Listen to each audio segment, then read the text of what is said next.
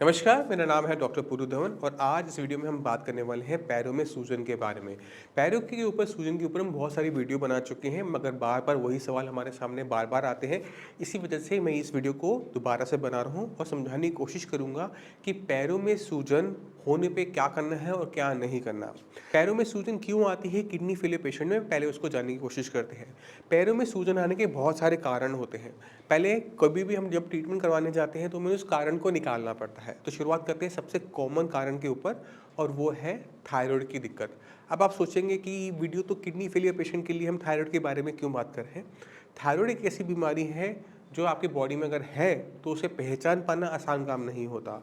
और थायराइड की जब हमारे शरीर में कमी हो जाती है, TSH हमारा बढ़ जाता है, तो अक्सर हमें पैरों में सूजन देखने को मिलती है। तो जब भी कभी आपको अपने शरीर के अंदर सूजन देखने को मिले तो मेक श्योर करोगे कि ये जो सूजन है वो थायराइड की वजह से नहीं है। इसकी वजह से आपको क्या करना है, TSH का आपने टेस्ट करवाना है और मेक श्योर करना है कि आपको थायराइड की दवाई की ज़रूरत ना हो। जो लोग पहले से थायराइड की दवाई ले रहे हैं वो भी टेस्ट करवाएंगे, ये चेक करने के लिए कि कहीं हमें दवाई को बढ़ाने की ज़रूरत तो नहीं है, क्योंकि ये सबसे आसान तरीका है सूजन को हटाने का अगर वो थायराइड से आ रही है तो। दूसरा सबसे बड़ा कारण होता है वो है हमारी बॉडी में, हमारे ब्लड के अंदर टोटल प्रोटीन का कम हो जाना। तो जब भी आप KFT करवाते हो, सूजन आ रही है, तो अपने रिपोर्ट के अंदर टोटल प्रोटीन का जो सेगमेंट है उसे चेक करो। अगर आपका टोटल प्रोटीन 6.5 से नीचे आ रहा है, 6.6 से नीचे आ रहा है, यानी आपके शरीर में प्रोटीन की कमी है। और प्रोटीन की कमी की वजह से क्या देखने को मिलता है कि सूजन आती है और खासकर पैरों में सूजन देखने को मिलती है। अब ये जो प्रोटीन है ये हमारे शरीर में इसलिए कम हो रहा होता है क्योंकि हमारे जब हम यूरिन करते हैं उसमें प्रोटीन निकल रहा है। हम इतना खा नहीं रहे जितना हम निकाल रहे हैं, तो हमारे ब्लड में जो प्रोटीन की मात्रा है वो कम होनी शुरू हो जाती है। अब ब्लड के अंदर जो प्रोटीन है वो खून को एक गाढ़ापन देता है। अगर खून बहुत ज़्यादा पतला हो जाए तो पानी बनकर पैरों में भरना शुरू हो जाता है। तो हमें खून का एक गाढ़ापन करने के लिए हमारे शरीर के अंदर प्रोटीन की सही मात्रा होनी ज़रूरी है। अब अगर आपकी बॉडी के अंदर प्रोटीन की कमी है तो उसे हम किसी और चीज़ से पूरा नहीं कर सकते, उसके लिए हमें प्रोटीन का इंटेक ठीक रखना होता है। प्रोटीन अगर हम खाने में खाएंगे तो हमारा क्रिएटिनिन बढ़ता है, हमें जिसका ध्यान रखना चाहिए। मगर हमें ये देखना पड़ेगा कि हमारे लिए फ़ायदेमंद क्या है, क्रिएटिनिन का बढ़ना या फिर सूजन का आना। क्योंकि प्रोटीन खाने से क्रिएटिनिन ज़रूर बढ़ता है बट किडनी खराब नहीं होती है।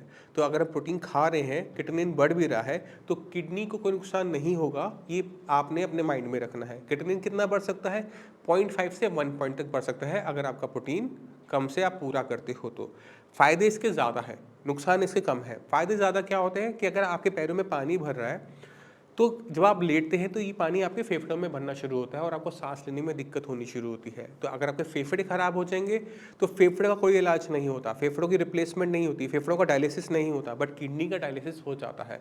तो हमने क्या ध्यान रखना है कि हमारे जो फेफड़े हैं वो हमारे किडनी से ज़्यादा इंपॉर्टेंट होते हैं और हमारे लंग्स को किसी टाइप का नुकसान पानी से नहीं होना चाहिए। तो अगर आपको लेटने पे घुटन महसूस होती है, आपको ऐसा लगता है जैसे कोई आपका सांस घोट रहा है या आप पानी में डूब रहे हो, तो कहने का मतलब ये है तब आप क्रिएटिनिन को अपने माइंड से बाहर निकालोगे, अपनी बॉडी में प्रोटीन की मात्रा को पूरा करोगे और अपनी जो सूजन है उसे बाहर करोगे। अब तीसरा जो सबसे बड़ा कारण सूजन का होता है वो है किडनी का काम ढंग से ना करना। जब किडनी ढंग से काम नहीं भी करती तो भी हम क्या देखते हैं कि प्रोटीन पूरा है, थायराइड ठीक है, बट फिर भी सूजन आ रही है। ऐसे केसेस के अंदर हमें क्या करना पड़ता है कि हमें पानी का इंटेक कम करना पड़ता है। पानी का इंटेक कम करने का तरीका क्या है कि पानी को आपने आधा कप पानी पीना है, यानी सिर्फ होठ गीले करने तक अपने पानी पीना है। इतना ही पानी आप एक टाइम में लेंगे। फिर से प्यास लग रही है, फिर से आप आधा 1 कप पानी पी लीजिए, कोई दिक्कत नहीं है। दिन में कितने कप पी रहे हैं उसको हिसाब रखने की खास ज़रूरत नहीं पड़ती, क्योंकि हम एक टाइम में बहुत थोड़ा पानी ले रहे होते हैं। जब हम पानी थोड़ा सा ले रहे होते हैं, मगर अगर हम साथ में नमक की मात्रा ज़्यादा लेंगे तो भी हमें सूजन देखने को मिलेगी।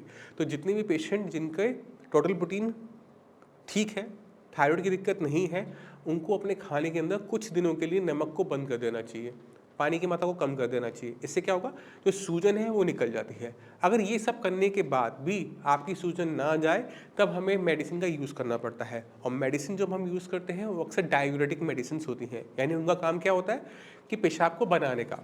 जब हम मेडिसिन लेते हैं पेशाब को बनाने की तो उस पर किडनी पे लोड आता है। अगर आपकी किडनी पहले से ही कमज़ोर है, कम काम कर रही है, उसको हम लोड डालते हैं कि आप पानी को निकालो, पानी को निकालो, तो होता ये है कि किडनी धीरे धीरे और ख़राब होनी शुरू हो जाती है। तो सूजन रहने तक आप दवाई खा सकते हैं, सूजन जाने के बाद आपको अपने नमक से, अपने पानी के इंटेक से ही सूजन को कंट्रोल करना होता है। अगर आप मेडिसिन खाते रहेंगे तो आप क्या देखेंगे कि क्रिएटिनिन की वैल्यूज़ बढ़ती चली जा रही है, वो भी स्पीड से। तो हमने बहुत ध्यान रखना होता है, बहुत एक फाइन बैलेंस बनाना होता है इस सूजन को ख़त्म करने के लिए। अगर आपको सूजन है तो घबराएं नहीं। अगर आप फिगर आउट नहीं कर पा रहे हैं तो आपको घबराने की ज़रूरत नहीं है। आप साई संजीवनी में आ सकते हैं, मुझसे मिल सकते हैं, डॉक्टर से बात कर सकते हैं और इस सूजन को ख़त्म कर सकते हैं क्रिएटिनिन को डाउन करते हुए। इसके लिए आपको बदलाव करने होंगे अपने खाने-पीने में, इसको भी में बदलाव करने होंगे आपको अपनी मेडिसिन के अंदर। इसमें बदलाव करना होगा आपको अपनी सोच के अंदर। मैं उम्मीद करता हूँ इस वीडियो से आप सभी समझ गए होंगे कि पैरों में सूजन को कभी हल्के में नहीं लेना। कई सारे कारण हैं, पहले कारण को निकालना है, उस कारण को ख़त्म करना है, फिर हमने आगे का रास्ता बनाना है। इसी के साथ मैं आप सभी से चलने की आगे चाहूँगा। मिलते हैं अगली वीडियो में, तब तक के लिए नमस्कार।